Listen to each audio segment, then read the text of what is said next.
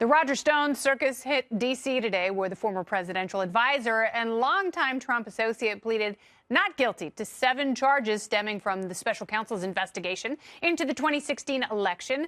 Stone was greeted by hundreds of cameras and hecklers, but the one thing he didn't face were charges related to Russian collusion, which was, of course, supposed to be the focus of the Mueller investigation. Stone also wasn't charged with conspiring with WikiLeaks. And it's left critics of the special counsel wondering what the point of last Friday's heavily armed FBI raid really was, aside from giving CNN its first riveting content in 3 years. Oh, Blackfish, I miss you so much. Stone maintains that the case against him is razor thin. He said something else about its thinness, but the White House has nonetheless taken steps to distance itself from him. And our next guest says they're wise for doing so. Joining me now, former Trump campaign manager Corey Lewandowski is back. Welcome, Corey. Thanks for having me back. So you say that Roger Stone is a conspiracy theorist, a serial liar, and he deserves to be in jail.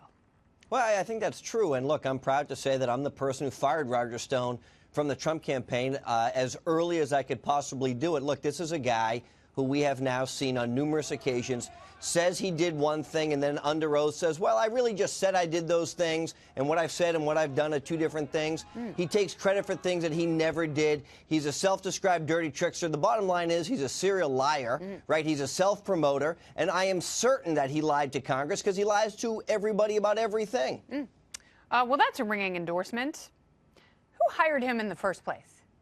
You know, I'll tell you. Well, no, Kennedy, I'll tell you this. You know, unfortunately, Roger Stone has been, hanging around the Trump organization and the Trump world for many years, probably north of 30 years. And so I inherited some bad pennies when I came to the campaign. Him and his protege, who, if you know, has also made news many times, Sam Nunberg. Both of those people I inherited when I came to the campaign. Oh, yeah, Sam kind of had a meltdown on live television. Yes, he did. But I'm proud to say I fired him as well.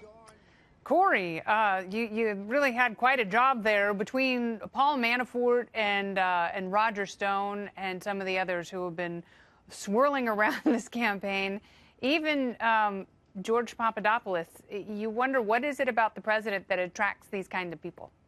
Well, these people clearly want to be around a base of power, and what we know is Paul Manafort and Roger Stone had business together for years in Washington, D.C. They ran a big lobbying shop, and now I think they're going to be reunited in a cell somewhere together to reunite that lobbying shop in a jail somewhere. So, look, the deal is these guys want to be around power. They want to be around Donald Trump, but they did it for their own reasons. Yeah. But the deal is their indictments have nothing to do with the campaign or this fake Russia collusion narrative. And as you know, Kennedy, I'm not a fan of Roger Stone, but the tactics that they used. I haven't gotten that so far. Well, look, but the tactics that they used to pull him out of his house at a pre-dawn raid. I agree. With all of these people was so outrageous. During the shutdown.